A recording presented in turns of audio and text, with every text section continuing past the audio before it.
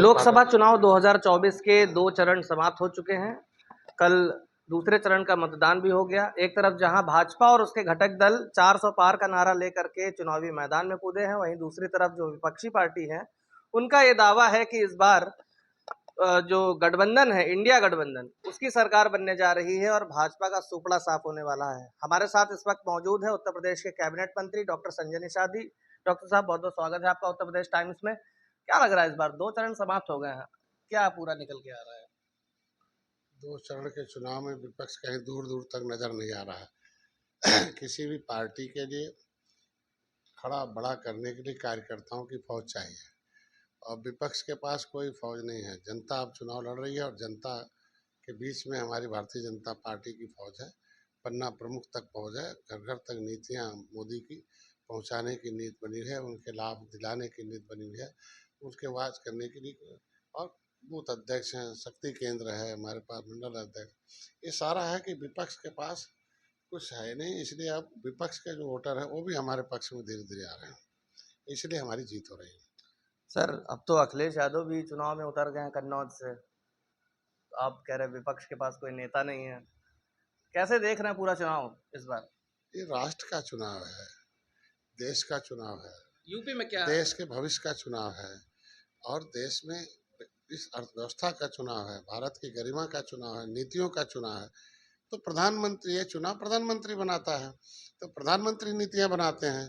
तो विपक्ष के पास कौन सा प्रधानमंत्री बनने वाला, आज तक चेहरा ही नहीं आया। तो बिना प्रधानमंत्री, बिना अगुआ के कौन सा होगा? वो तो कहते हैं ना, बटुए जोगी मट्ठू झाड़ है। इसलिए वो तो इन लोगों नेताओं ने अपनी बारी कर ली। अब इनके वोटर तो चौराहे पर खड़े हो गए, वो हमारे साथ आ रहे हैं।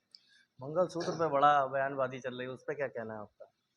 विपक्ष बड़ा घेर रहा है क्योंकि मोदी जी ने बयान दिया था मंगलसूत्र वाली बात को लेकर के कि अगर इंडिया गठबंधन या कांग्रेस की सरकार बनती है तो ये सोना छीन लेगी महिलाओं से, और जो माता बेटियां हैं उनका मंगलसूत्र तक ले लेगी, और जो जिनके ज़्यादा बच्चे हैं उनको बांट देगी। डॉक्टर मनमोहन सिंह की बात का हवाला देते हुए कहा था कि इस संसाधनों पर देश की पहला हक मुसलमानों का है। इस पर पूरा उन्होंने बयान दिया था। देखिए, आज जो गरिमा राष्ट्र की बनी है वो मोदी जी की वजह से बनी है। कभी ब्रिटेन हमारे यहाँ गुलाम बनाया था, ब्रिटेन ने हमें 350 बरस बाद इस गुलाम को अब अंग्रेजों को भगाने में सफलता मिली। इनकी सरकार थी तो ब्रिटेन के पास हम सोना गिरवी रखते थे। सोना गिरवी रखने का मतलब अपनी माँ बहन बेटियों का जेवर गिरवी रखना हुआ। अब सोना गिरवी, आज के कम से कम वो परिस्थितियां हैं कि ब्रिटेन हमारे देश में सोना गिरवी रख रहा है।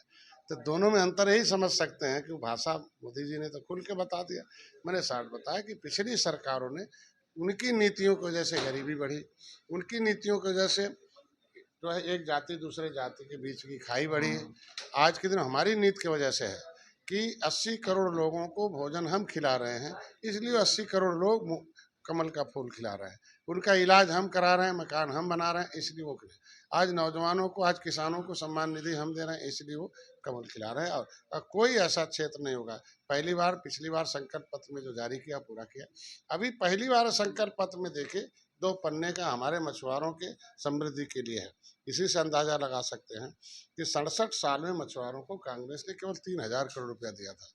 आज 6.5 साल में मैंने 41,500 करोड़ रुपया दिया। नीतियां बनाई उनके विकास के लिए।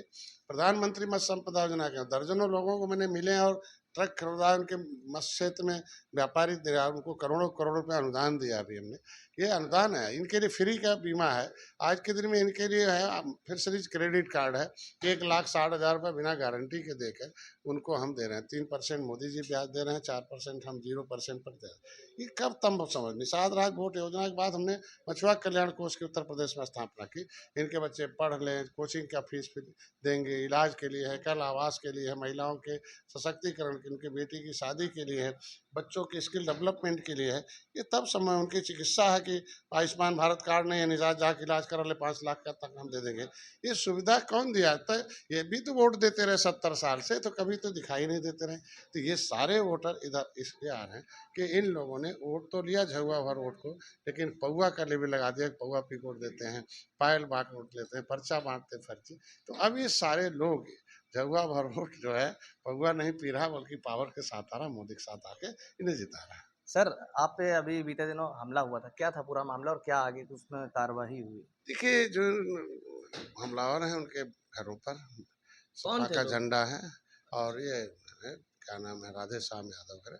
वो एक्चुअल में घटना एक लड़की की शादी में गया था। उस 1 किलोमीटर दूर वहाँ 7 जून 2015 को एक बहुत बड़ा रेल आंदोलन हुआ था। सपा की सरकार थी, गोली चलवाई थी, एक मेरा भाई मारा गया था और उसमें उसी समय निषाद उग्र हुए। पूरे प्रदेश में सपा से दोस्ती तोड़ लिया और सपा खत्म हो गई। उसके वजह से वहाँ एक मोहल्ला यादव का है, उसके वजह से कुछ दबंग टाइप के लोग हैं, गुंडे टाइप के लोग हैं, उन लोगों ने आके रात में हमला किया। एक लड़की की माला हो रहा था। इतिहास रहा कि वो पहले से भी गुंडा रहा। तो इस लगा कि समाजवादी पार्टी गुंडों को पाल करके सत्ता में आती रही। वो बड़ा घटना करना चाहता था कि कर देंगे, भीड़ निषादों के दरवाजे पर है, उसमें आए हैं, लोग पकड़ेंगे, मार देंगे, फिर उसी के हिसाब से चुनाव को प्रभावित किया जाएगा। लेकिन हमने हमलावरों को पकड़कर पुलिस के हवाले कर दिया सुरक्षित। ये तो इतिहास रहा ना। बहन मायावती जो मुख्यमंत्री थी उस पर हमला किया।